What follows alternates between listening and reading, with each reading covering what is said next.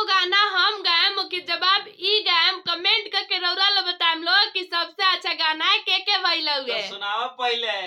Love कैली सब कैली घूमी घूमी रहरी नदी के निकलल पेटवा निकले न बहरी नया नया लइकन से ले रली नंबर जवन कन से दबावत फिरत रहली ह कमर देहाती मर्दा छोड़ी के पसंद कैली सारी नदी के निकलल पेटवा निकले न बहरी। तो सुनाइए गाने के जवाब।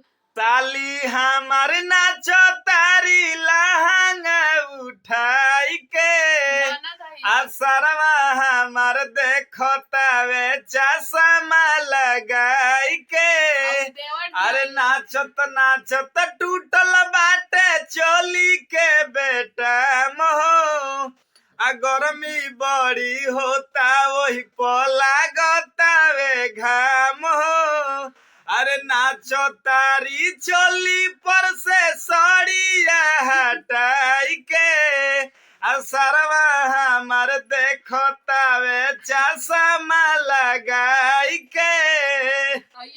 कमेंट में बताई लोग के सबसे अच्छा लगल।